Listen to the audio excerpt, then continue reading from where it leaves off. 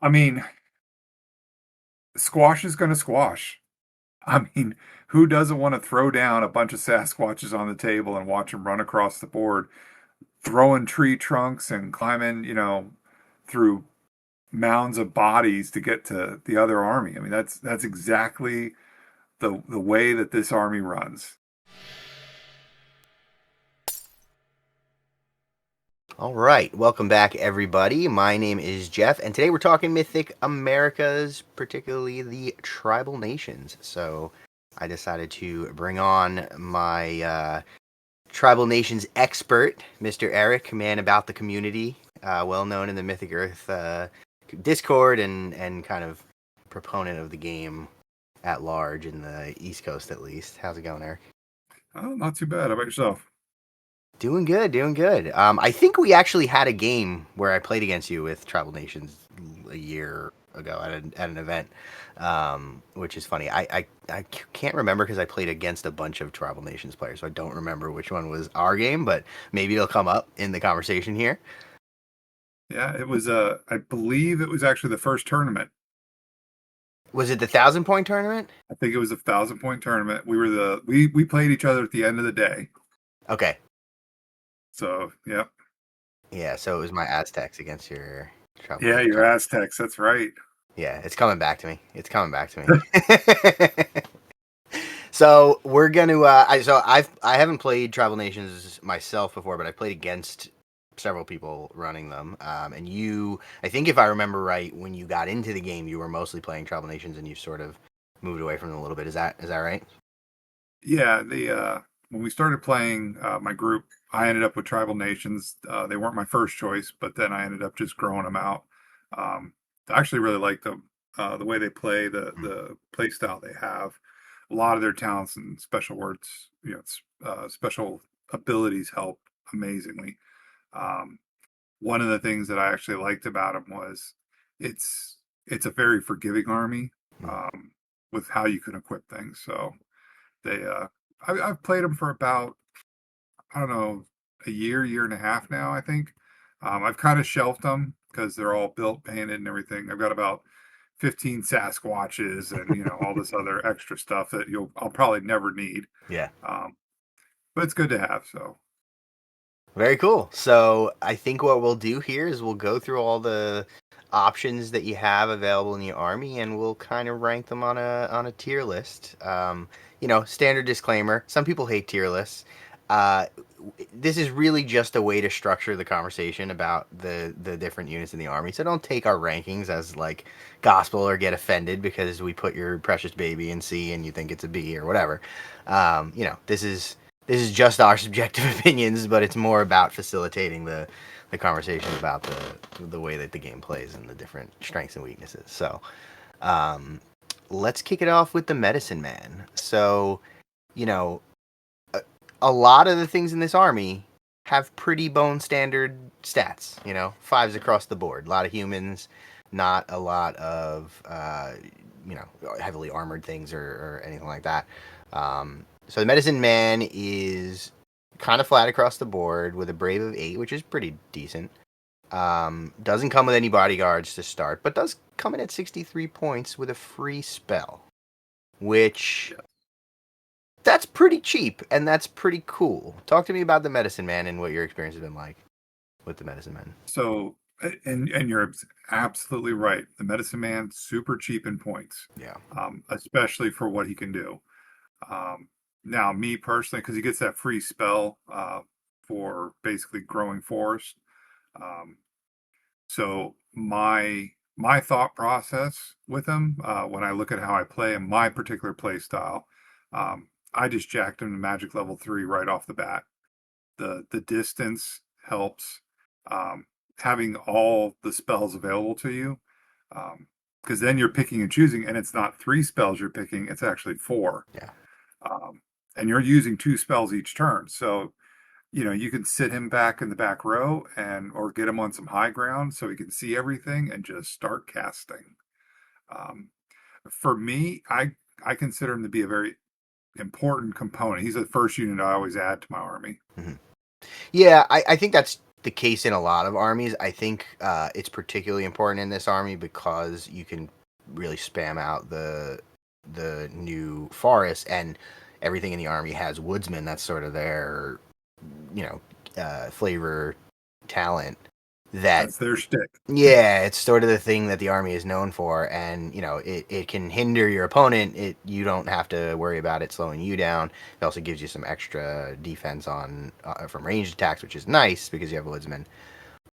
My concern though is if you pay a lot of points to increase the magic level, and Yeah. because unusual for casters in the game, you get that create forest spell for free by default, and it doesn't count towards your cap of spells. You're If you're increasing the magic level, you're paying a lot of points, and you're never going to use all those spells in one turn. You can only use 2 at max. So to me, it feels like that's paying too much. Have you found that you've needed the variety of having 3 or 4 spells available in the game that it's actually mattered?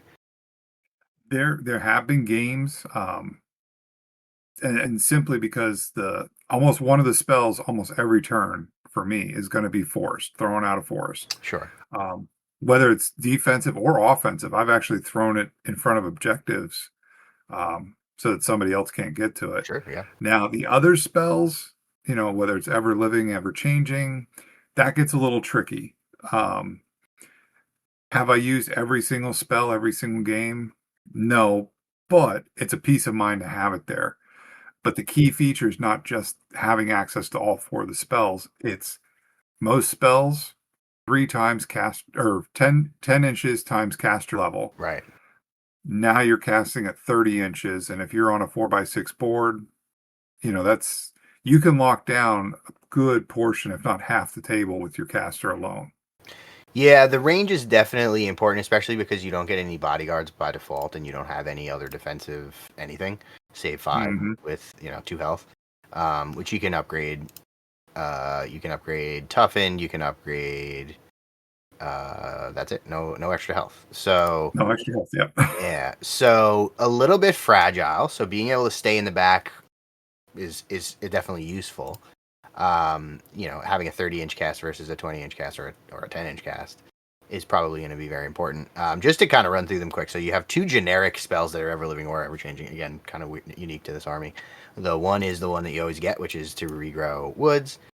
Fairly easy to cast, and you just plop down some more terrain that you then use to your advantage or to hinder your opponent. You have Deepening Shadows, which is you can give out stealth to allied units. Again, really useful for protecting your more fragile models. And then if you're ever living, you have a spell to teleport to a wooded feature anywhere on the map, which is super duper powerful. I like it a lot. You have a spell to pulse out brave status markers, but it has to target. It's a single. I'm sorry. This one removes brave status markers from friendly models, Mhm. which is again very useful because you will eventually run out of blessings to do that. And managing brave is always a big important part of this game. And then on the ever-changing side, you have you can pulse out brave status markers if to enemies that are within range of a particular landmark feature, which can be useful if you're putting them down effectively. Mhm. But it's going to be a little hard to use that unless you can do the 1-2 punch of like drop a forest in the middle of a bunch of guys and then target that forest to pulse out the brave. But if you can do it, D3 brave status markers really good. And then the other one is just an attack. Same idea. You have to target a feature, and then you can attack all units within 3 of a point in that feature with D3+1 shooting attacks. So obviously, ever changing is the more offensive focus. Ever living is the more defensive focus. A lot of, I mean, none of those spells strike me as bad. They're gonna be tricky to use though because they all rely on you having the wood features, and if Yep. you can set them up really well, they get you a little bit more value than a lot of other spells. But if you don't set them up well, they're not very good. So Yeah, it's if you end up on a like the table that we played on, if I remember correctly, the very center of the table, almost like 12 inches right across the center, was completely devoid of any terrain. mhm. So in that circumstance, yeah, it was rough for me. Then I was wanting to throw out terrain just to block line of sight and to get units, to set up for the other spells. Um, but yeah, I mean that it is when you compare it to some of the other nations, though, the other armies and factions. I feel like the tribal nations, even though it is a cheap unit, the spells are very easy to get off. Hmm. I believe they're somewhere between 13s and 16s, I believe. Yeah, Regrow in the Woods is a 16, which is about as easy as it gets. There's a lot of 14s, 15s. There's a 12. The Yeah. teleport is a 12, so that's the hardest. Yeah, the teleport's always a difficult one, but when I look at it, I think, okay, what am I going to use? And now because I have those extra spells, I have that extra range. That for me, like I said, my play style, it's better to have that in my wheelhouse and not need it as opposed to, oh, I didn't take it and now I don't have it. Right. Yeah, I mean, because you start off at such a 63 points, pretty cheap. Because of that, it would make me more comfortable bumping them up to Magic level 3 because you're only looking at 113 points at that point. So I can definitely see it in having that 30-inch range. Really, there's nowhere to hide from that. It's going to be tough. No. So I can definitely see that. Do you ever invest in the bodyguards or the toughen? Do you think those things are useful? So for my casters, I've actually stopped putting toughen on them. Yeah, same. But I have in the past I have actually added some bodyguards from time to time. Um, One of the things that I've found that actually works a little better than bodyguards is keeping a unit of archers near them. The Seneca archers. If I keep them nearby, people will tend to say, "Well, I don't want to charge him or assault him because that's the only way they're going to get out unless they use a magic missile." Yeah. Then it's, well, I got to take out that unit before I can get to them. So I'm kind of buffering with another. And once again, most of the units in tribal nations are very cheap. Um, we'll get to the archers, but I've at the most I put like two bodyguards on them, just as wounds. Yeah, I tend to like to run things light to spread out and kind of have more activations, but like you just mentioned, like if you catch a magic missile, you could just lose the medicine man very easily if it's just naked. So having Yep. at least a guy or two to kind of plink some of the take some of that damage for you can be useful, and it could also just be a deterrent of like they're not going to bother shooting the magic missile at you because it's not you're not going to take 3 or 4 wounds off with it. So Right. I can definitely see that. They're not super expensive. Again, most things in this are pretty No. cheap. You add a Mohawk Warrior for 10 points, so you're looking at fully kitted out with 2 bodyguards and Magic level 3. 133 points. I think that's And pretty. that's pretty on standard with like other magic users. But you're getting an extra spell out of it. Extra spell and an extra 10 inches sometimes. Yeah, yeah. So I think that's pretty solid. I think of these tier lists as being an internal ranking, not ranking these things against other factions, because I think that gets a little bit too crazy. Yeah. So when you're thinking about the Medicine Man within the tribal nations, where do you think they fall as far as the ranking goes? Obviously, I somewhere mean, towards the top if they're always going in a list. yeah, they're always going in a list for me. I would probably say B to an A, like somewhere in there, because since they're the first thing, it's like the core, like they're right there. Um, Yeah, I think that so maybe I think because their spells are kind of a force multiplier in the sense that you're going to use them to defend or either defend objectives or keep your guys alive, and you can then teleport your guys to them, which is a super useful, especially in a lot of different, depending on the scenario you're playing, can be like extremely useful. I would probably lean more towards an A because they can do so many things for the rest of your army, and they're cheap. And if you don't want to run them at full, Magic level 2, put them or Magic level 3, put them at Magic level 2 and use them a little bit less offensively, and mhm. save a couple of points that way. Yeah. I think they're pretty good. So we're going to notice a pattern here where a lot of things in this army are kind of like the standard because they're the first faction in the game or one of 2. So Yep. moving down to the Sachem, we have what I would describe as the most bog standard commander in the entire game. It's kind of like what you compare all the other ones to.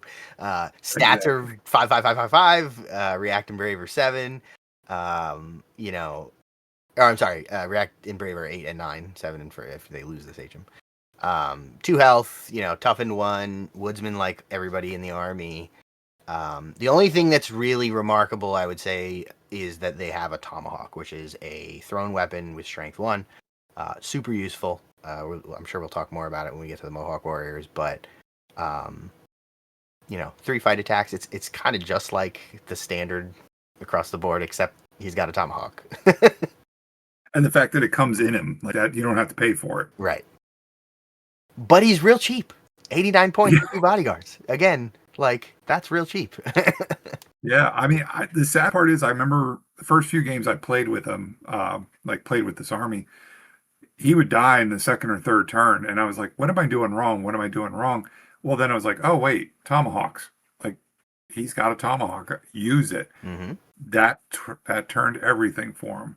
Um, but he is definitely one of the units that I run out there right away. Yeah. And like you said, he's a straight base across the board. All fives, except for his brave and his leadership. Um, so usually what I'm doing with him is I'm attacking, but I'm trying to keep him out of a shooting attack because I want to use him to buff my other units in case they start falling back. Because that's the one thing that as we get to the Mohawk Warriors, my Mohawk Warriors, if I don't get into combat first, they almost run every time. Yeah. So Yeah, having him Brave there is to not help buff them. spectacular. Yeah. Yeah, so having that commanding presence, being able to buff the Brave a little bit is definitely going to be useful. But I mean, he is still kind of he's not doing anything else except for fighting and doing that. So it's almost a waste of his points if you're not using him for something else. Right. How important have you found Woodsman to be, I guess, like across the army? Like, are you really focusing on staying in the forest to get that extra save point on ranged? Or does it depend on who you're facing? So yeah, so Woodsman, I mean, when we first started really diving into the rules and we got into Woodsman, first off, the extra save is great. Mhm. Not having to half your movement rate, that's the key, because now you may be on the other side of a piece of terrain, but I can get through it. And And I can't see you to a charge, but I can pop through there, or I can run myself in there just enough so you can't see me, and the next turn I can just charge right out. yeah, Um, that Woodsman is a big feature, and I think that's where the tribal nations really pops off and is stellar, is using Woodsman. At least for my take on it. So yeah, I agree. One of the complaints that I've heard, my buddy Brandon, who I think you've met, he mhm. played a lot of Tribal Nations when he first got into the game, and one of the things he felt that they were very fragile, which I think is true across the board. Mostly 5 saves, not a lot of tanky stuff. But I think you really got to take advantage of the Woodsman to protect your models. One thing, and I'm sure we'll talk about this more when we get to the archers, but one thing that I think would help and I think should be changed in the rules of the game is that if you're inside of a forest, you're always bestowing cover on the things you're shooting out at, which is not how it works in most games. So the idea Right. should be that you stand in the tree line, you benefit from the cover from the trees, but you're shooting out of the trees, so they're not benefiting if they're standing in the middle of the open. Correct. Rules as written, that's not how it works. If there's anything in between you, you're giving and getting cover. But I think if that change was made, it would help these guys a lot, because then you're kind of doing what you think they should be doing, which is standing in the tree line and staying safe Exactly. while fighting. Sorry, one more thing about Woodman. Hmm. And it's a double-edged sword, I found out. If you retreat or fall back, you can't benefit from hitting terrain. You're running straight through it. Now you're running off the board even faster. So you're running away from your opponent faster, which means if you're going through a forest, they'll have a harder time following up, which is great. But it means that you're making a beeline and you might just get off the board. Yep. Yeah, Yep. that's a good point. Yeah, you got to make sure you come in and support them with something to stop them from fleeing. Yep. Yeah. So what do you think for, well, I guess, how do you normally run them? So we have a couple of options to upgrade and we can add more bodyguards, like pretty standard. 13 points because they come with the tomahawks. You can upgrade them to 3 wounds and you can upgrade to toughen 2 for 10 points or each. How do you normally run them if you do it? So to keep them on the table, because that usually ends up happening. Like I said, I was losing them very quickly. I max him out with wounds. I give him toughen 2, and then I bump him. Definitely have 2 bodyguards, and make sure that the bodyguards, because the bodyguards don't come with tomahawks, I believe that you have to pay for them. No, they do. You're just Oh, they paying. do. You're Okay. built into their cost, so that it comes Right. with two bodyguards with mohawks for your 89 points for the unit, and then if you add additional bodyguards, they're 13 points instead of 10 because you're paying for the 3 for the tomahawks. Right.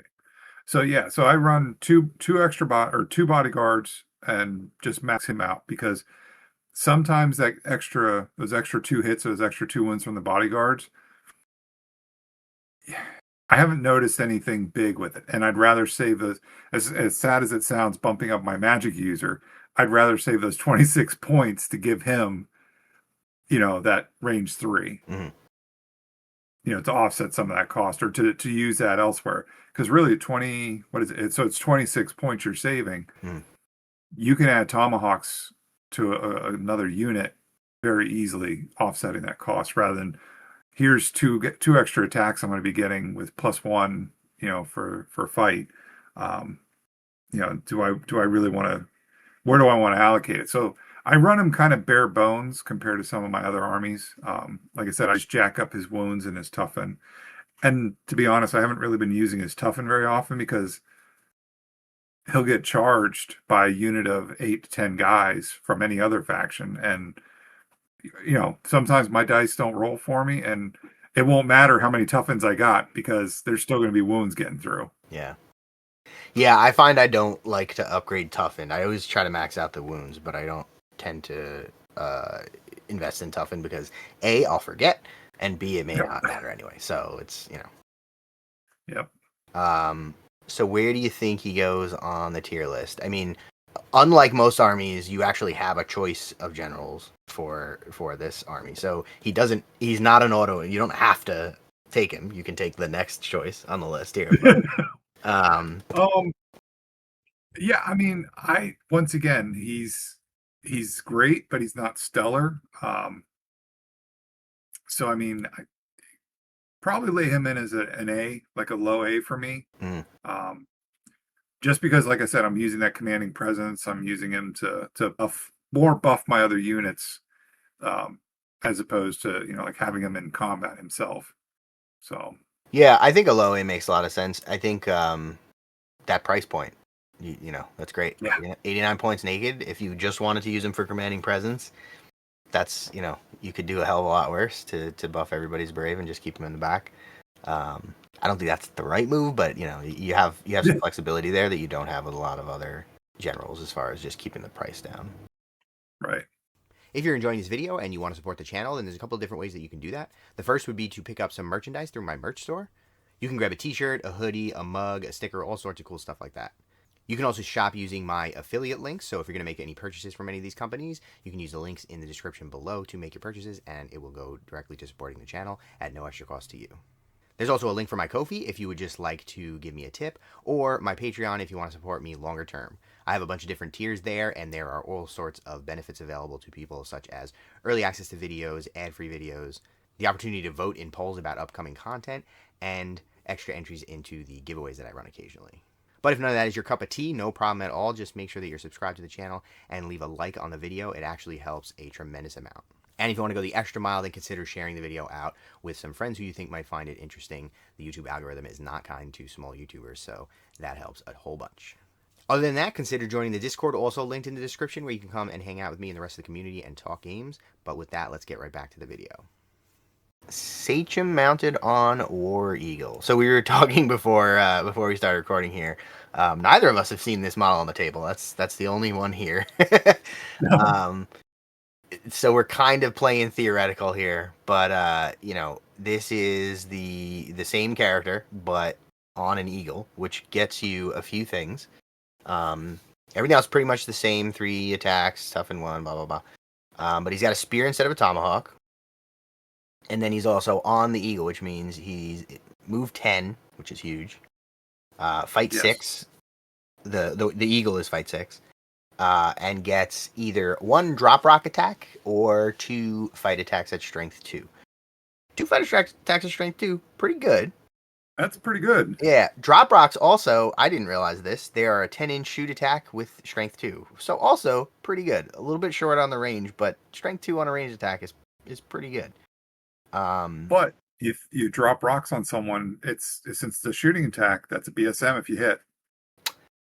That's 100%. With only 1 attack, I wouldn't rely on that because with a shoot a 5, there's a Right. actually the eagle doesn't have a shoot stat. That might be wrong here, because that drop rock attack should be coming from the eagle, not from the sachem.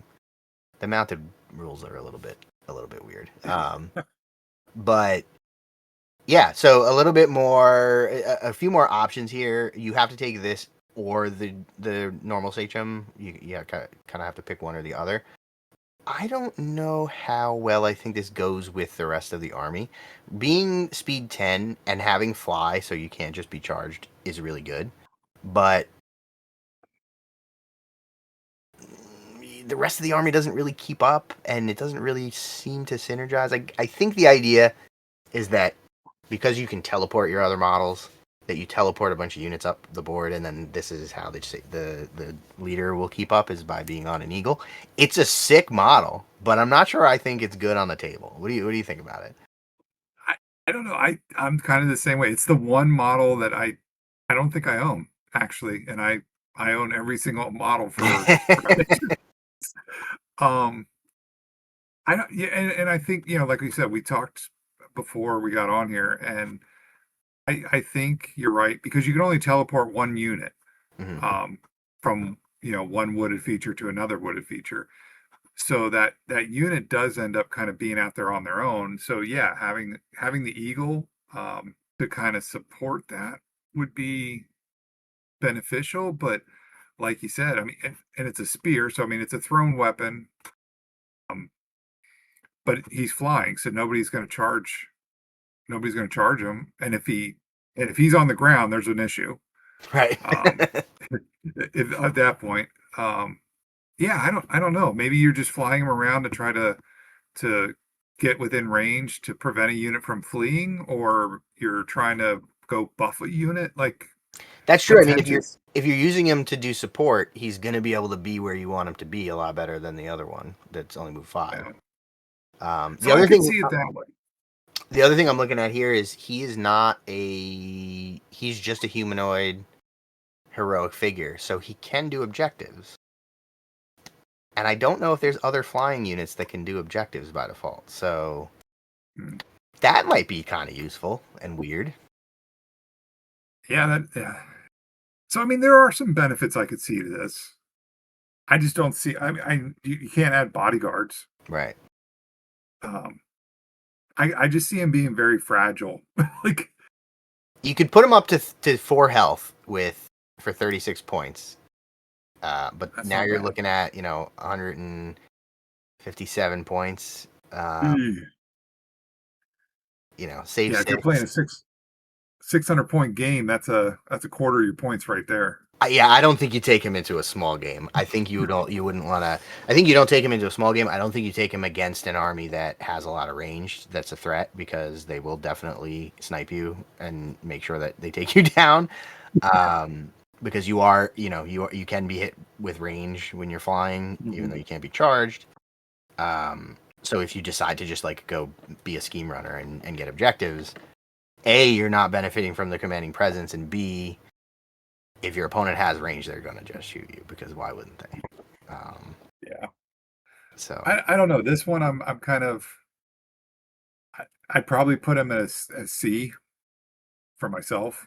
I mean, I would see him being very situational. Like you'd have to have the perfect situation to use him. Yeah, I'll be curious what the army looks like because I know they've talked about they're going to add some stuff to the army, and one of the things is a mounted medicine man.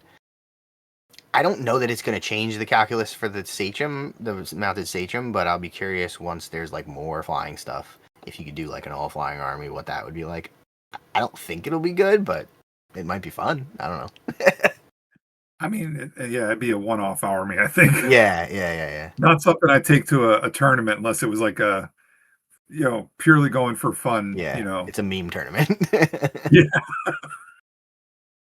All right, so yeah, I think a C is reasonable. I think there's potential there for just being the objective runner, but I don't think you want to spend that many points on it, and I don't think you want your commander being your objective runner. It's just I think those are competing interests, so I think it's a little weird. Maybe if they jacked up the drop rock attacks so that it was more useful as far as just putting out brave markers, because with one attack, there's a fair chance you're going to miss.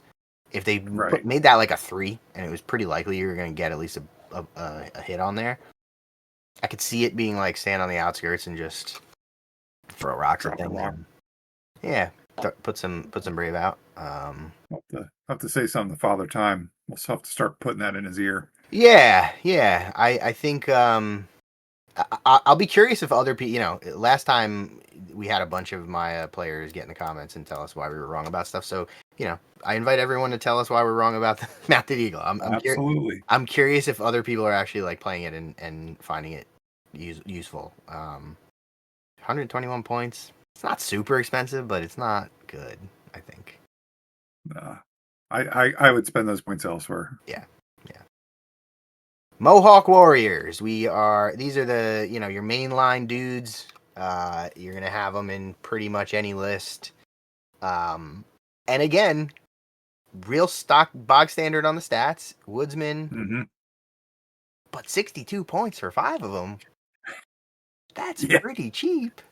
it is. We're getting into Taino levels of cheap here. Like, what are we doing? Yeah. Yeah, I mean that is the solid, that's what I have, and I think I've got 50 of them painted up, because I've had games where I've just loaded them out. Now, I don't max them out to 10. I kind of learned that lesson in a couple games, because it's easier if you break it down to me, a group of 7 or 8, and have 3 units of them, because now I got 3 activation dice instead of 2. More activation dice, and it's harder for your opponent to just stack brave on one. If you have 10, you just go after it with brave attacks and lock it down. If you have, Mm-hmm. 2 groups of 5, that's much harder to do. Right. But you almost definitely have to give them tomahawks. Yeah, so 3-point upgrade per body to get tomahawks, and that goes from a club. Is a club +1 accuracy or no? I always forget. Is that I just don't nothing? think clubs get anything. Yeah, clubs are just 0/0. Tomahawks are +1 strength and +1 accuracy. I think it's +1 to fight. Okay, no, they're definitely +1 strength. So I know they're +1 both? strength. I think they're both. I'm looking to see if I have my list here. I should have looked this up. I should have done that beforehand. Yeah, they're +1/+1 and thrown. Yeah. Yeah, so your fight is effectively going up to a 6. You have strength 1. You're charging on a 7. With their reducing their save. I think it's well worth it, especially the biggest thing with tomahawks is that they're thrown, so you get a whole extra round of attacks in. Plink some extra brave, it makes it much more likely you're gonna, win the hand to hand and make your opponent flee. I think tomahawks are fantastic. They might be my favorite weapon in the game. They are definitely mine. I love the fact that you can use them being charged or charging in. Always get an extra round of attacks. It's always good. Yep. Roll more dice. It's always good. And extra, when they come in and it's, oh, well, now I'm being charged by 4 models, not 5, and I've got 6 or 7 or 8 tomahawks. Oh, by the way, I'm hitting you on this and this. and forget your armor because I just took it away. Yeah, I played a lot of Aztec when I first started playing, and they have almost no access to thrown weapons and basically only one ranged unit. And I used to play against Tribal Nations a lot, and I was like, man, you get to attack so many more times than I do. Like, it may not do anything, but like at least you're trying. I'm just like, I don't know. I have a club. I'm a zombie. What are you gonna do? Yeah, I think thrown weapons are fantastic, and for 3 points, I think it's a no brainer. I think is there? Can you ever think of a reason why you would run Mohawks without them? Um, if you know you're going into a game that you need to grab a bunch of objectives and you need those 3 points, but that's 15 points for a 5-man unit. I would just almost always take them because, most other units in the game are 20, 30 points more expensive anyways. Right. And that alone really kind of puts them in that area of not only am I on an equal footing, but I feel like it gives you a little extra because once again, they've got woodsmen. They're tromping all over. All I picture is a bunch of these guys running all over, throwing tomahawks everywhere, Hmm. um, grabbing objectives, tying up units. Now against monsters, anything, real beefy, they don't hold up well. No, save 5, brave 8. Below average on both. I would say brave 8 is okay, but it's not spectacular. And if you lose the leader, it's brave 7. Um, Yeah. Toughened And they're one. almost guaranteed to have brave status markers at that point. Right. Yeah. For me, I put them at a B because they're right there in the middle. You know, they're not obviously they're not your leaders. Yeah. I mean, I'm thinking more holistically about the whole list, and like you need somebody that's going to focus on the objectives. I guess I could see running some Mohawks without the Tomahawks just to dedicate them to like they're going to run over on the flank and do stuff. But your opponent's always going to try to challenge them with something, and the Tomahawks are always going to be worth the points. So I think they're still pretty good scheme runners even with the Tomahawks because you're still only looking at 77 points for 5 with Yeah. Tomahawks. You could take, I mean, in a 1,000 point list, you could take like 5 or 6 units of them and just have so many bodies. Like, how does your opponent stop you? Yeah. That Well, seems like I said, pretty that's why good. I got 50 of them. Yeah, I mean, it makes sense. That seems legit. You think a B? I was actually leaning a little bit higher than a B. Nah, see, I think a B because, like I said, they're just there to do, the generalized, combat. Hmm. They're not. To me, in my games, I don't feel that they've ever swayed the battle. Um, I don't think that they've lost the battle, but they do tend to run fairly quickly. Um, because they do get shot up a lot. Once people experience the tomahawks Yeah. and woodsmen, um, then they start picking them out. Yeah, they are very fragile if you're not staying in the forest, Yeah, and that's not always an option. Depending on the table and whether you've gotten your spells off. And the more of them you have, the harder it is to keep them all in the woods. So, yeah. um, all right, let's put them in B for now, and maybe we'll revisit that because I still think for the price they're real good, but um, not far off. Next, we have the Puckwudgies. So Yes. these are relatively new. They're a Crux unit, so you can actually hire them outside of Tribal Nations, but they are a Tribal Nations Mhm. unit. And these guys are the most unusual thing in Tribal Nations, I think. So 118 points, which is very expensive for this army. Move 6, shoot 5, fight 4. So not spectacular. A little bit on the quick side, but not spectacular. The thing that they do is they're equipped with bows, which is good because range Mhm. attacks. They get 3 shoot attacks apiece, which is also pretty good. So a standard unit of them is 3 bases, and they get 3 apiece, so it's 9 shots, or 3 fight attacks. But the interesting thing is they have the inherent spell Fade into the Forest, which is the teleport, Mhm. and they can only use it on themselves, but they can teleport themselves. They have Woodsman, of course, and they also have Set Fire. So Yep. set fire lets you do an action to just like create a little fire marker. This is like a Western Fed thing across most of their army. And then that fire will randomly move around and potentially burn things. I think that's cool, but I think I don't like it as a game mechanic because it's so random. I haven't used it, so I can't speak from experience, but I think I just in theory don't like it. But they do seem like okay archers, and being able to teleport yourself as an archer also seems pretty good. Have you gotten a lot of use out of the Pukwudgies? So I got a bunch of them when they first came out. I did some playing with them, and I think the fire spell, even though it's random, is completely hilarious. Um, I've used the teleport with them. That's actually really cool because now in most games people are, oh, you can only teleport one unit. Well, now I can teleport 2 units if I got a unit of these, Yeah, and then so these are kind of like they're tricksters, right? yeah, So I pop them anywhere I need to, throw a fire out there, and then shoot a couple bows sometimes, and then maybe the next turn or turn after, I'm popping them to another spot. Well, while somebody's worrying about the fire that I just started on one side of the board, now I'm popping over to another one and doing the same thing over again. yeah. So I mean, they're really cool for like if you want to pop in and cause a little bit of chaos. I just call them chaos monkeys. That's really all they are.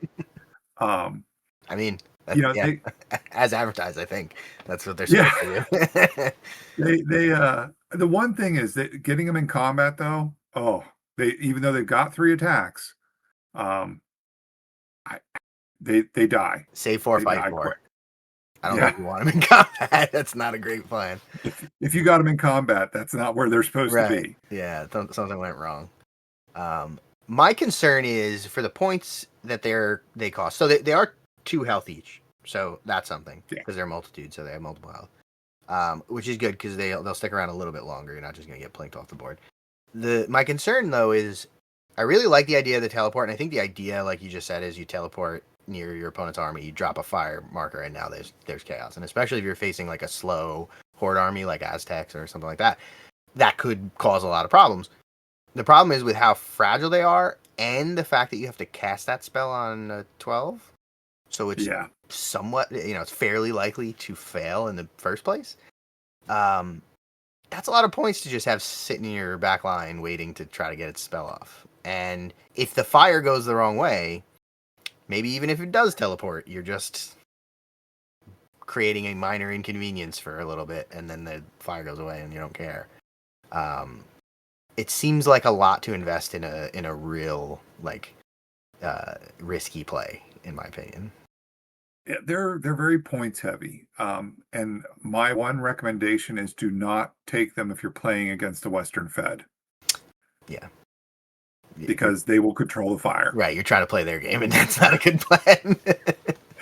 So, but yeah, no, they are expensive. But that's kind of, and I don't know if you've noticed it, some of the newer units that are coming out, and I know we're not comparing to other armies, but the points cost for some units that are the newer ones coming out seem to be a little high, especially when you compare it to the 3 original armies. So I think adding in a unit, because as we've been discussing, a lot of the units so far have been super cheap. Yeah, Um, Now it's, oh, wait a minute, this unit is kind of cool, but man, it's a lot of points. Because you can bump them up to 5.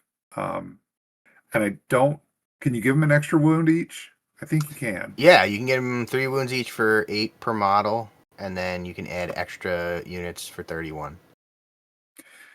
The extra wounds are cheap. The extra model, that unit can be very expensive very quick. Yeah. Yeah, and I'm not sure I see the value. Again, maybe it's just they need to kind of relook at the balancing because a lot of this stuff is from the original or the first Mhm. releases ever, and the Pukwudgies are one of the most recent.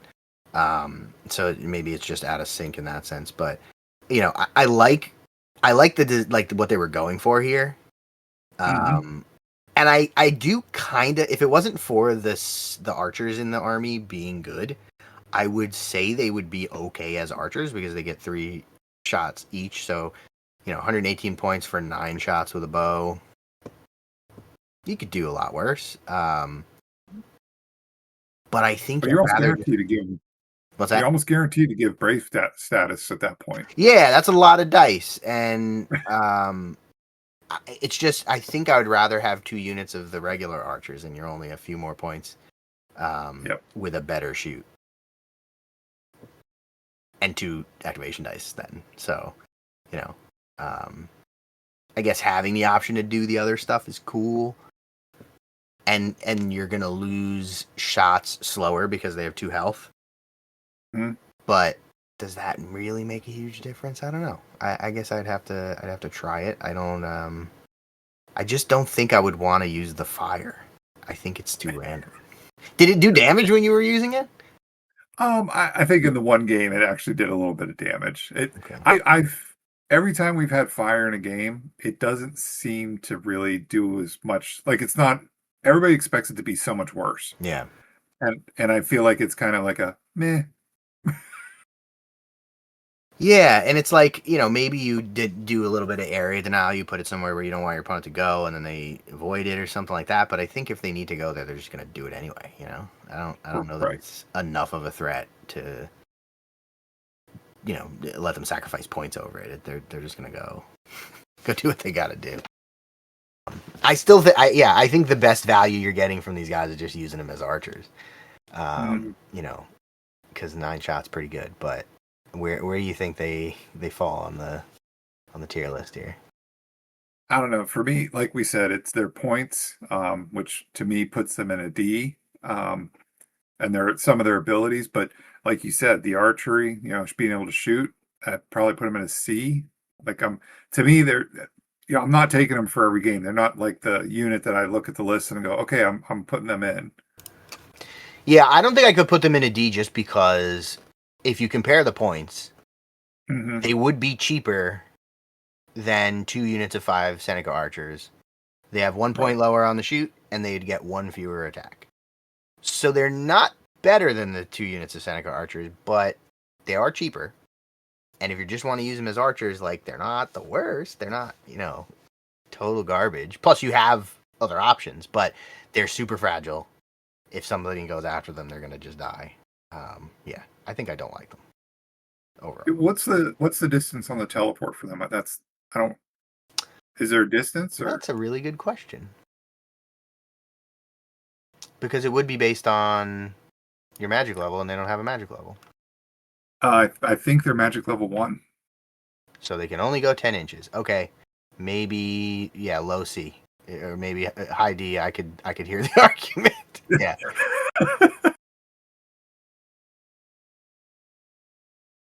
10 times, yeah, it is caster level, and you need a 12. I think they're just worse archers. I think they're just worse archers. Yeah, the 10-inch, like, that's barely useful. Because your move 6. I would Yep. rather just run, because Yeah. what if you fail that roll? Then you just stay there and look stupid. Like, Yep. why bother? That's weird. Maybe that's something they need to change. Maybe they need to declare that they are magic level 2 for the purposes of that spell, at least. Yeah, I think magic level 2 would probably be a little bit more beneficial because, like you said, you can actually run farther than you can teleport.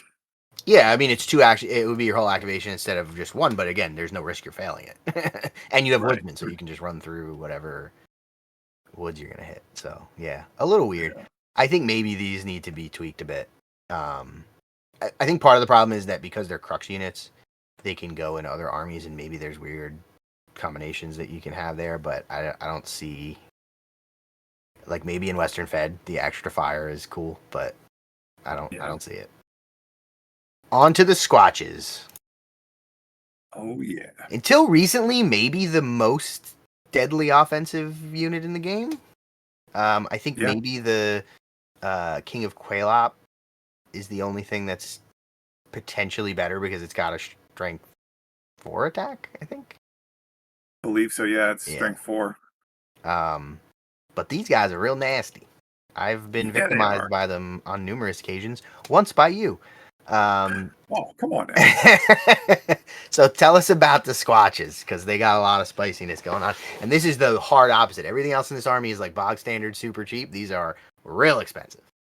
Oh yeah. So these are outside of the Medicine Man. This is the second unit I put in automatically.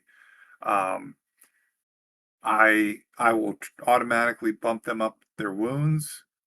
I have run them at full units of 5, but I've actually found it's more beneficial to run 2 units of 3 Always. with lower wounds because of how they charge into combat. Yeah. Um, and everybody I play against in my local area, they are the first unit that everybody tries to kill. I don't think I've had one game where someone hasn't said, I'm going to decimate those things before they get to me.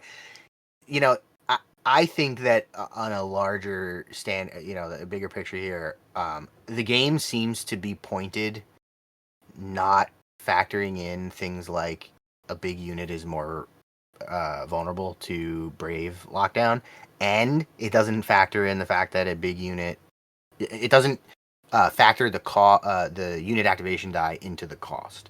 So if you, for example, a unit of just making something up, if a unit costs 5 per body, a unit of 5 is 25 points, and then you add another body and it's just another 5 points, just another 5 points. There's no base cost for the unit activation die. So in my opinion, it's always better to run multiple units than to run units that have more bodies in them, because you're getting the unit activation die for the same price, and your opponent can't just lock them down. If you run 5 Sasquatches at me, I'm going to use every single thing I have available to put Brave on them, because that's the way I'm going to make them not be useful. And you're spending so many points. That's Well, yeah, 250 points worth of models if you do easily. a unit of 5, maybe more than that. So I think 2 units of 3. I would probably still go with the health if you can afford it. If you can afford it, Yeah, if you have the points for it, yeah. because 1 wound is risky. It is. It is. But yeah, no, I love charging in with these guys. What is this? So they have Dreadful, I believe. Dreadful, so your opponents are at -1 to hit them. Mhm. Maddening Charge, which means they get an extra attack when they charge. They have Woodman like everybody else. They fight on a 7, and they get 3 attacks at Strength 2. So Right. on a charge, you get 4 attacks each at Strength 8. No, I'm sorry, not at Strength 8, at accuracy, Yep. Strength 2. Right. Real good. Save of 8, Brave of 8, which isn't spectacular, but it's not terrible. They're not the most tanky unit in the game, but they're certainly nothing to sneeze at a save of 8. There's a very good chance you're gonna take a few hits and be fine, and they're gonna just obliterate anything they run into. There's almost nothing in the game that can survive an okay round of punches from these guys. They're a perfect unit of shock troopers. Yeah. I mean, you drop them in the middle of the table and run them up, and if there's cover, great. Um, I mean, I've even thrown these guys at AR, and you know that thing sucks everything in and ties it up. They don't chew through it, but they put some hurt on it. Like if I can get enough hits on that first round of combat, I've actually run in and decimated entire units of humanoids. Any human size miniature, they'll come in, and I've seen people on the other side of the table, and I know during our game, especially if you pair it with the one blessing that allows a monster or non-humanoid unit to score an objective for that turn, That was real which nasty. which was hilarious because I think mine was like carrying a captive Yeah, and running away from you, you and made me like we have were to literally kill them. fighting over it. Yeah, Yeah. yeah. It was really rude. I didn't like it at all. Yeah, it's they're a real threat, and I would say the thing that they're vulnerable to is range, like a lot of things. They don't have any range threat. There's no throw, and there's no anything like that. It's just punching face, and they're very good at punching face. But if your opponent knows how to handle them, and especially if you're running a giant Death Star unit of them, I think that's potentially risky. But I think that is easy to play around. Just run them in 2 units and protect them a little better. I think this might be the best unit in the army. Yeah, they're an S. Yeah, I mean, I like some of the I think I like a lot of the other stuff in the army, but I think they have to be the top of the line because they're they're expensive, but they're not absurdly expensive. They're well worth their cost. Yeah, if you run them how I would do it, you give them 2 health, and a unit of 3 is 195. If you wanted to run 2 units of 3, that would be very that's 200 that's 400 points. That's a significant amount of your army, but they're gonna do a lot of work for you. Well, you figure if you're playing 1,000-point or 1250 game, you're gonna want to. You're spending 400 points is not going to be that big of a deal. And I think the other thing that's really important about it is that, unlike in some armies, like in Maya or in some of the other like really heavy duty armies, everything else in this army is so cheap. So you're not gonna lose out on the activation dice, because if you run a bunch of Mohawk warriors that are naked, you're still gonna have 10 or 11 or 12 activation dice, even if you take 2 units of Sasquatches, which I think matters quite a bit. What else you put in the army? So S tier they go. They're pretty gross. Seneca Archers.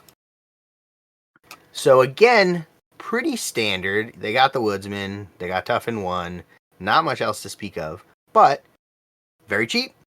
And they shoot on a 6, which most armies, the Archers, still shoot on a 5. So you're shooting on a 6, which means that if you're focus shooting, you're shooting on a 7 or a 6 at long range, which is really good. These guys are extremely effective at putting out Brave, which is what you want your ranged units to do. And they're quite a bit harder to kill than most archers because they have Woodsmen. And if you keep them in the woods, you don't have to worry so much about getting shot. And again, I think they need to change the way that the cover works in the woods because it's a little bit silly. But these guys just seem really good for 77 points. Run them naked and go, I think. Yeah. A couple of them. Yeah, that's like I said, there'll be 2 units in my army, and one of them is almost always hanging out around my my medicine man. But yeah, it's like I said, they're right in there. They're the core, the core of the army. They're setting up Brave status for your Sasquatches to come charging in, and if they can't kill it, if the Sasquatches can't kill it, they're gonna cause the other unit to flee, especially after that combat. So yeah, that's that's a great point, because they're not short bows; they're actual regular bows, correct? Yeah. Shoot Yeah. 6 is pretty great. It gives you a lot of flexibility. You can take those shots even if you don't have a lot of models in your unit. You can take those shots where the opponent has cover, and it's not like an ideal start.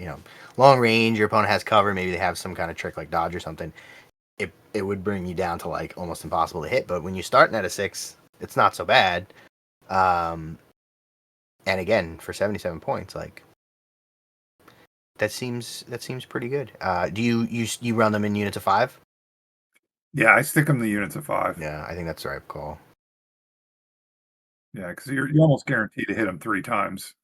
Right. Yeah, and even if they pass all their saves, you're still those Brave markers. That's what you want. That's what we're here for. With most range units in the game. I think they go like top of A. What do you think about that? Yeah, I would put them in A comfortably. I like them a lot. I would probably try. Yeah, it would depend on a lot of things, but I would probably try to run more than 2 units of them. For 77 points, you can give them Eagle Eye for 10 points, which is just a reroll every time you roll. I don't see it for 10 points. I think in some armies it's 5 points, so that might be something they're supposed to have changed, and they just didn't for this army. But even at 5 points, I don't think you need the reroll. I think you just leave it Uh, alone. I think I took it the first game that I played, and then I was like, nope, I'm never, because I never. First off, like you said earlier, I forgot about it, Mm-hmm. Easy to and I was forget. like, yeah, yeah, I think if you build so your whole list and you have 5 points left over and they fix it so it's only 5 points, then do it. Why not? But yeah, because you probably can't spend that 5 points otherwise. But yeah, it doesn't seem super important to me. Let's go down to the War Eagles. So again, we're in this situation where I'm not really sure I see how they're supposed to work with the rest of the army. Um, have you run Eagles, and what did you think of them? I have run Eagles in a couple games. Uh, I mean, they're if I remember correctly, their move is 10 or 12. It's 8. It's 8. Okay. Um, yeah, I mean but if you march them or if you do double movement, I mean that's 16. Um, the few games that I played with them, I kind of threw them around in the backfield.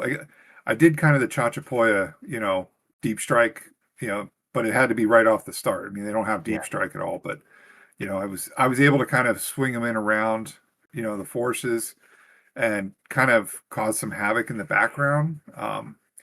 I've used them to target magic users when people do what I do and keep their magic user back. Yeah. But for the points, I don't really think if I recall, their points are a little off for what I was using them for. Yeah, there's 78 points. You get 3, one wound each. They have fly, dodge, woodsman, 1 attack with drop rocks, or 2 fight attacks. They fight on a 5, they shoot on a 5. But they have a save of 4. That's the thing that gets me. Like, there's a good chance your opponent will just kill them with archers with a save of 4. Right. Well, and woodsmen, I don't see the benefit of woodsmen with them because they fly over terrain anyways. Oh, does that not then count when you're being shot? I guess it wouldn't. Unless you land. No, because yeah, why would you land? But if you Like, land, then you can because get if you land, they can charge you. Yeah. I mean, they have dodge, which is, Which I could see. Yeah, situationally useful, but they're yeah, still not fragile. a yeah. Very fragile.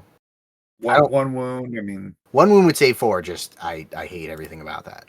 yeah, And you can't buff their health. So I think again I'm in that situation where I'm like the drop rocks are the thing here that I would latch onto, but with 1 attack each, I don't think I like it enough. I think if they no, change that to 2 attacks each, at least, then you're going 6 attacks at strength 2, with low risk of counter attack because you're flying. That's pretty good. But against some armies, it's going to be terrible because if your opponent has an Atlatl, these guys are just dead. yeah, yeah, definitely. Yeah, I'm not I played them a few times. I'm not a fan of them. I like they went in the box and that's where they stayed. Yeah. I had never played a flying unit until the most recent Starter Box tournament. I played Chachapoya, and they have the Dead Wings. And I found them more useful than I expected them to be, but I still don't think I like most of the flying units. Mhm. Um, I don't think I would run War Eagles. I think they need more offense or something. They need to be able to do something because they can't do most objectives.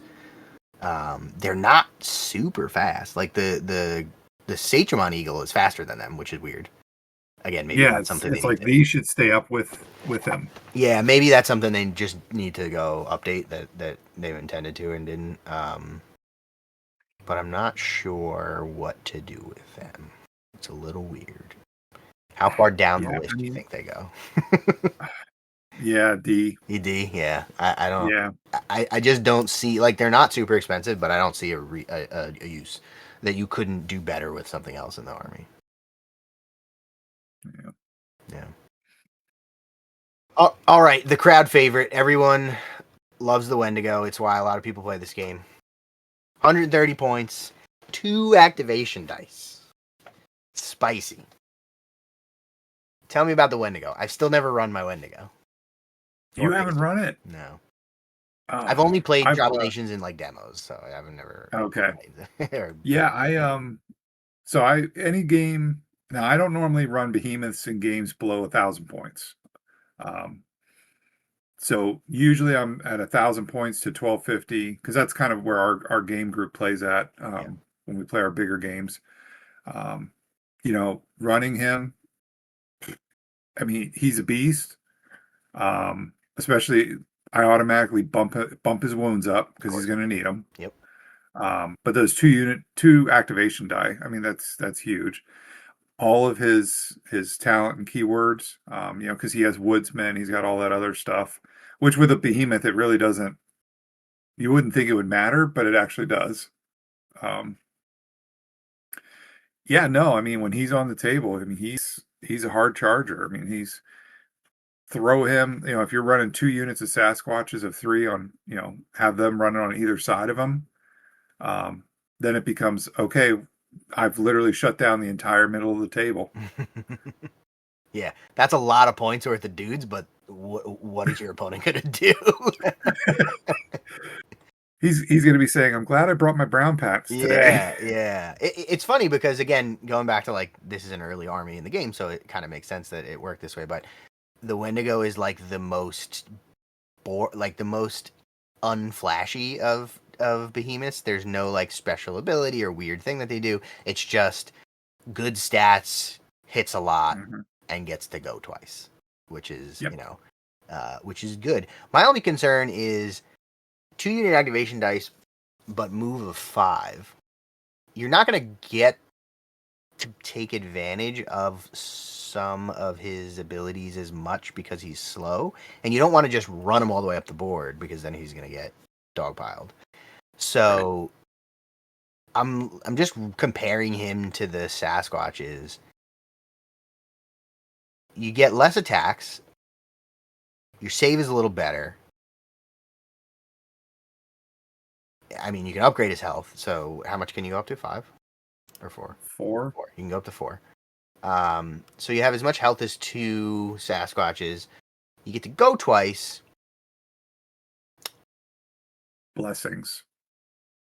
Okay, the Wendigo specific ones. Yeah. Yep, the Wendigo specific ones. Are they good enough to tip the balance? You think?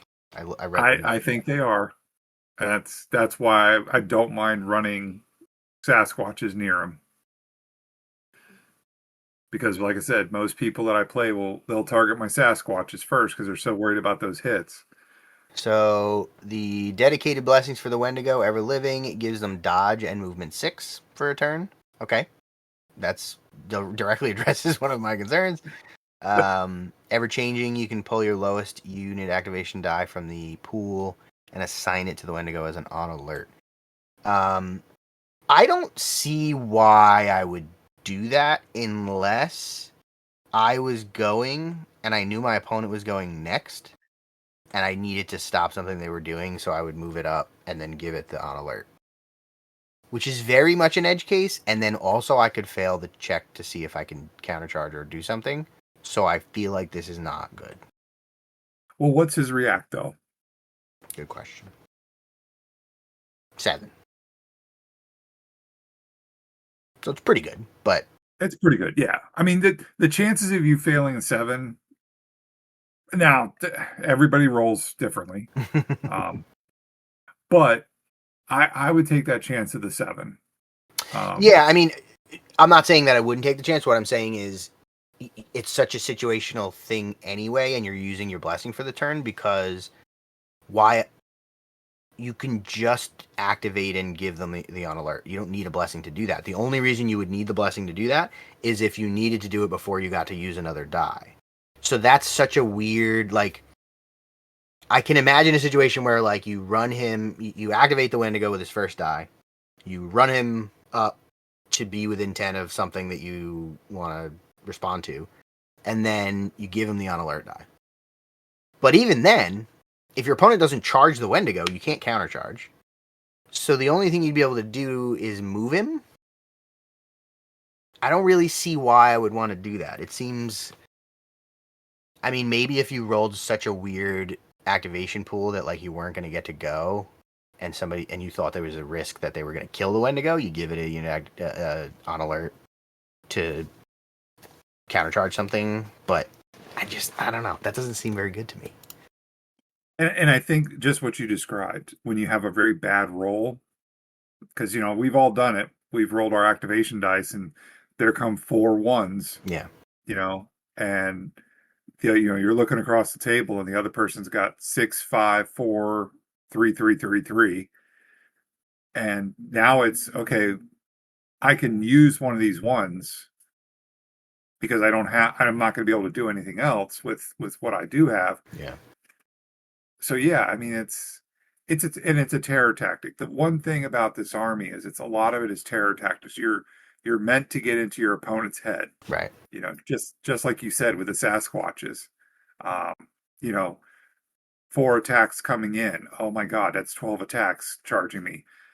Well, now you're seeing this big, huge Wendigo coming at you, and once again, that's if you're on that side of the blessing. Mhm. If you're on the other side, it can be different. Yeah, I think the other blessing is useful. It's only bumping the movement by 1, which is not spectacular, but it's I can definitely imagine situations where that's going to make a huge difference. And getting dodge is also that's pretty good. It helps you avoid Well, especially for blocking. Behemoth. Yeah, yeah. But you have a save of 9, so it's like, yeah. How much do I care about dodge?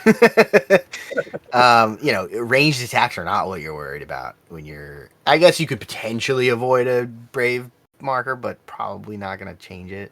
1 point of accuracy isn't really going to flip that. I think. Yeah, but if you're getting an atlatl thrown at you, Then it matters. Yeah. then it matters.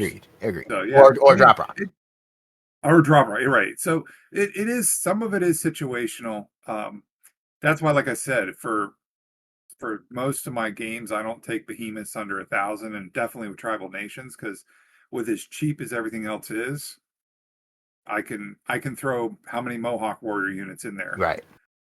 for his cost. Oh, the other thing is it doesn't have dreadful, which seems weird compared to the Sasquatches. Yeah. But at the extra wound, you're looking at 157 points, which is more than the naked Sasquatches, but less than the Sasquatches with 2 health. I think I'd still prefer to have a unit of 3 Sasquatches over the Wendigo. Yeah, I can But see that. I don't think it's terrible. I don't think it's bad by any means. Where do you think it falls in the breakdown here? I would probably put it at B, high C. Yeah, I think I So could see it. I think having 2 activation dice is good. I think I could it see is. it at B, at like a low B. It's always tricky to to stack so many points. I mean, it's not a crazy amount of points. It's not IR level points, but it still has the thing where if you're gonna run it with the extra health, if you get a bunch of brave on it, there's a fair chance it's gonna. I've had him run before. You have what? I've had him run before, Yeah, and then and you're he losing. ran right off the table. And then you're you're losing both of those activation dice. It's like, Yeah, or if he freezes, and you can't unfreeze, or yeah, um, it's a little rough. yeah. But if that doesn't happen, or if they're focusing on the Sasquatches, 2 unit activation dice is definitely pretty good. I definitely like that. And honestly, like he's not super expensive compared to the other 2 activation dice models. Like the Super Ravagers are very expensive for what they are because they have 2 dice. The IR is almost 100 points more. It's a pretty big difference. Yeah. Yeah, I like him in the middle. I think he's like you could definitely take him and not be wrong, but he's not going to be in every list. Last but not least, the Wolves. Yeah, I mean, so I've run the Wolves in quite a few games. They're good screeners. They're beast. The one awesome thing about them is their speed. Mm. I believe are they 6 or 8? They're move 8 with dodge. Move 8 and dodge. And woodsman. Mm. So yeah, you can run them through and you know circle around somebody, charge them in, tie up a unit that is going to come at you that they want to get into assault. Mm. I use them a lot against Inuits with harpoons, Mm, um, because in that way I can get my Mohawk warriors into position to charge and not have to worry about getting thrown harpoons into me right. and then pulling me closer, and then I'm on the back foot. Um, and with what points cost, they're 80. dirt cheap, I believe. Yeah, 80 for How five many? of them. Yeah. Um, yeah, I could see them also being good at like picking off archers or magic users. They're not so fast that that's going to be trivial, but they can definitely move up a flank. I'm just comparing them to Mohawk warriors, and for 18 points less, or about the same, you could have Mohawk a 5-man unit of Mohawk warriors with tomahawks. But it's the speed. The speed does matter. My question originally was going to be, why wouldn't I just take the Mohawk warriors? I The think Mohawk warriors. the speed does change it. They are getting 2 attacks, so potentially, if you get a good charge off with these guys, they are doing more damage, or they could theoretically do more damage with more attacks. They're weaker attacks, but they're more of them. Brave 7, I don't love. Save 5, I don't love, but they do have dodge. I got dodge. I mean, it's like I said, you're throwing them out there to absorb, you know, arrows and spells so that you can get your other units into position. I can see it. Do they have any upgrades? No, it looks like not. No. So it's just I don't even think you can add them. I think it's just a unit of 5. it's just yeah, that's it. It's just 80 points for 5. That's it. Yep. Yeah, I mean, I think they could be useful. I don't think I'd ever want to run more than 1 unit of them. Yeah. And I would probably try to distract my opponent with Sasquatches and then run these guys up the flank and try to pick off the thing that, the archers or whatever it might happen to be. Like, I could see running these into, like, a unit of Atlatls or Slingers in Aztec, like the really threatening ranged models, just to tie them up. Because if you survive the Overwatch shot, you're going to hold them there and prevent them from shooting, which would be really useful. Yep. I can definitely see that. Where do you think they go in the lineup? Somewhere in the middle, probably. B, maybe C. Yeah, like they're kind of a. I'd probably put them more to C. Yeah, I can see them in the high C. Yeah. I feel like they need something else, just a little bit. I don't know. Maybe a points reduction, maybe Maybe a Pukwudgie riding a wolf. There you go. Yeah. That would actually be really cool. That would be kind of cool. Yeah. Now I was thinking like something that keeps them alive a little longer, because like Woodsman and Dodge is good, but you're probably only benefiting from one or the other of those at a time, except for in rare cases. Yeah, I don't know. Yeah. I don't know. It's kind of rough. Like I said, or make them even faster, or yeah, maybe faster. That would be about it. I mean, or give them an extra wound. But like you said, they already got 2 attacks, and that's probably where the bulk of their points are, in the fact that you can't bump them up past 5. Yeah.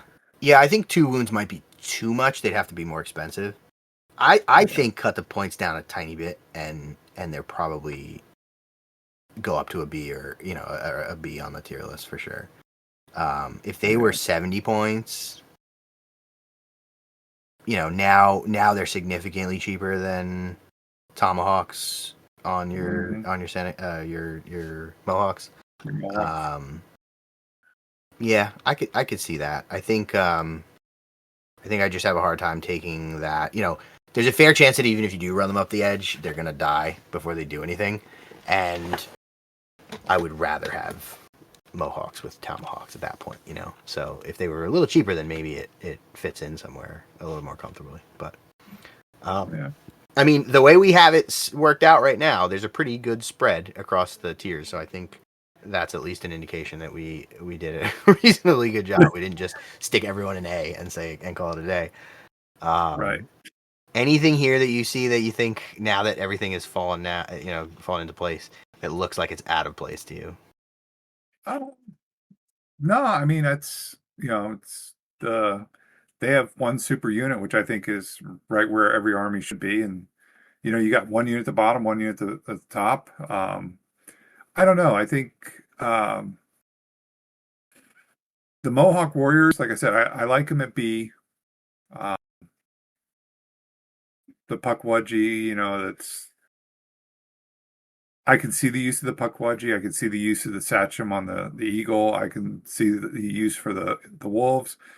The Eagles themselves, yeah, no, I don't really see them much use for them, but especially comparing it and looking back on our discussion. Yeah.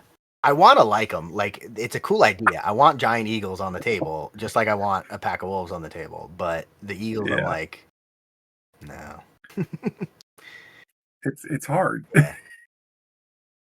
Yeah, I'll be curious if they do. Obviously they're doing new stuff for the early armies. That's like a big focus that they're working on right now.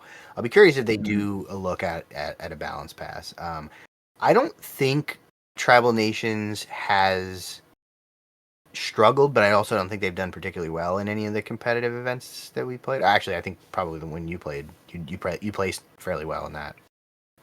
In that I placed okay. I mean, yeah. it's I've what I've noticed is when I've done any of our competitive, like the starter armies or um, now I missed the last 1,000 point game tournament, Mm, but I don't. For my personal thing, the few things I played in, I've played Tribal Nations, I've played Aztec, I've played Maya, and in those settings. If I had to pick one over the other, Tribal Nations would probably be at the bottom of the list. I mean, I'm not saying they're horrible, yeah. but I like we said right off the bat, every humanoid unit is a stock fives across the board, basically. And I think that's where people kind of like they're a good entry army for that point Yeah. because they're easy to remember. Right. So Yeah, I mean, I think Brandon kind of uh, stopped playing them because he saw that like they struggled a lot to do what it seemed like they were supposed to do. I wonder if you're better off just running them as a full-on horde army and like avoiding a lot of the bigger stuff. Maybe take one unit of Sasquatches and then just get 13 activations or 14 activations in a 1,000 point list, because honestly that works really well in this game. Having more activations means you can control when you get to go and who's going. It means that if you do have someone flee, you just don't care because it's like, well, that's one of 14, so bye.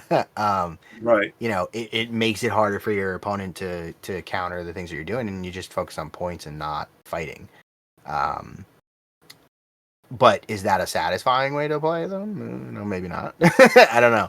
I mean, yeah, if you're into horde armies, yeah, I mean that's great, but once again, it makes it very easy for someone just starting and learning that hey, all I need is bodies, okay, throw bodies on the table. Yeah, Your units get tomahawks. Okay, I got bows. Okay, I don't have spears, daggers, harpoons and atlatls and yeah. and I have one everything. one weapon to remember. It's +1, Yeah, +1, and I can one. throw it at you. Yep, yep. And I'll will say this much: with tribal nations, they're the one army that I read through and I played a couple games, and all their keywords and talents, I knew it within 2 or 3 games. Yeah. Other armies, I have to sit there, like my Maya army, I have to sit there with the book. Yeah. Yeah, there's a kind of cohesive set of rules that they use, and they're all fairly they make sense. They're intuitive in terms of what they do. Um, Hmm. you know, dodges if you've moved your 1 point harder to hit. Very straightforward. That kind of Right. thing.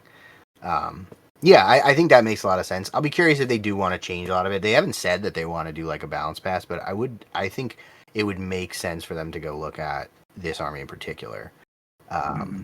and just tweak a few things, move some points around, or add a few abilities to kind of bring it in line with a lot of the newer stuff. Because I think you can tell that this army was the first or one of two to start the Oh game yeah. out. So, all right. So here's what I want you to do. I want you to give me your sales pitch. This is going to be the stinger at the beginning of the video. Convince me or anyone listening why we should play Tribal Nations, and feel free to take that with go with their rules, go with the theme, the aesthetics, the history, anything you want, whatever you like about them. Sell us on Tribal Nations. I mean, squash is going to squash. I mean, who doesn't want to throw down a bunch of Sasquatches on the table and watch them run across the board, throwing tree trunks and climbing, through mounds of bodies to get to the other army? I mean, that's exactly the way that this army runs. You know, yeah, you got your tomahawks. I see shadows coming out of the woods, you know, charging at you.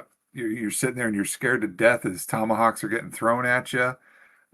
Just visually, the army just works. It really just really invokes a sense of terror, but also, just cohesive. Like every unit does balance the other. And it's a very easy army of the what, 9 armies they have now to pick up, to learn. I know when I got into Mythic, it was at Historicon. I know some of the listeners have probably heard this, but the my buddies took me down and they wanted to. Each person bought an army. They went down the day ahead of time. They all bought their armies. I go down. I was like, I want to play Maya. Oh, nope, somebody else already bought it. Okay, well, what's left? Taino and Tribal Nations. And I looked at Father Time. He's there at the booth all by himself. And I said, all right, I'll take a box of Taino. And he said, well, we're sold out. All we have is Tribal Nations. But you know what? It was a good one because I took the army, I took it home, and I think I was the first one out of our group because I really enjoyed the game. Enjoyed the army, the special rules. My army was built, painted, to the point where I was no longer had to buy. I don't have to buy any more tribal nations. I have so much stuff already. You got to get the Sachem War Eagle. Yeah, I got to get that one. That's the only one. See, and I even forgot I didn't have that one. You know what? The next time I'm there, I'm gonna have to buy. I'm gonna have to go to Nelson and be like, "All right, go ahead. Make sure you get one out of the back for me. Dust it off and bring Dust it off."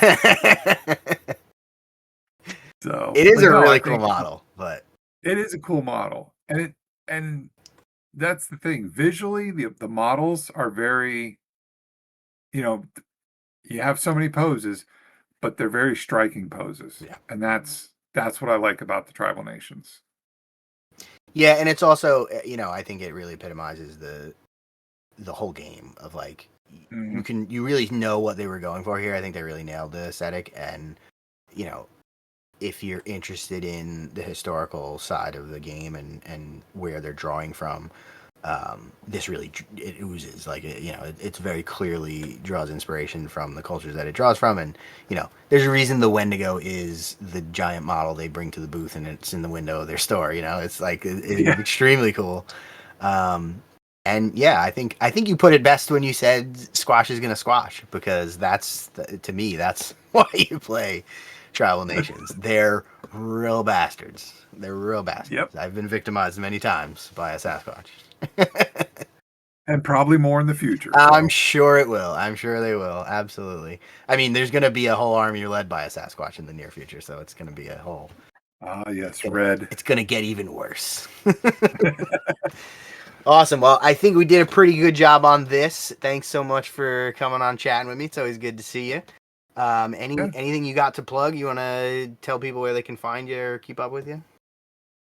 So yeah, I'm on Discord. I'm in the Mythic Discord under Eric at Junkie Terrain. I do have a Twitter as well. That's all linked on there. If anybody listening to this is in the eastern side of Pennsylvania, I live in a little town called Pottsville. If anybody's ever heard of Yingling Beer, I live two blocks from the brewery, and that's where our club we actually rent a clubhouse. So it's called Coal Legion Gaming. We have a Discord. We have a Facebook page. So go check us out. And if you're in this area, whether you're in Harrisburg or, even Allentown, even Jersey, because we make the trip to Jersey once in a while, definitely look us up. We get together, once or twice a month, just for Mythic. And there's a bunch of you too, right? Yeah, there's about 12 core people playing Mythic right now in our group. Now we play other games, obviously. Yeah. Um, but yeah, there's anytime we go to the store, there's usually we do a carpool. So there'll be 4 to 6 guys going. Um, but yeah, there's a bunch of us that play, so we're always looking for new players. Awesome. That's great. I mean, I didn't know it was 12. I thought it was like 5 or 6. When I said, oh, you got a bunch of guys, double that. That's pretty great. Are you planning to come to the tournament that they're running in Jersey? And I guess they just announced it's late April.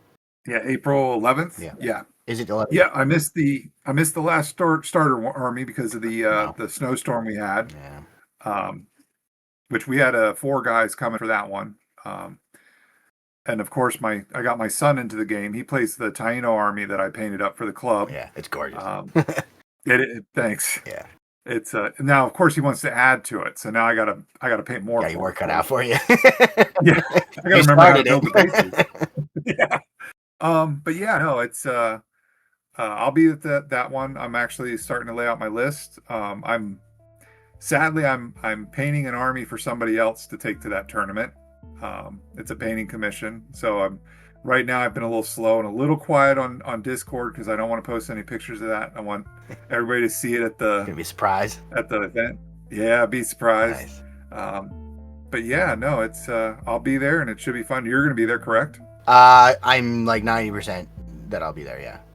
There's a small chance that something might come up that I won't be able to make it, but I should be.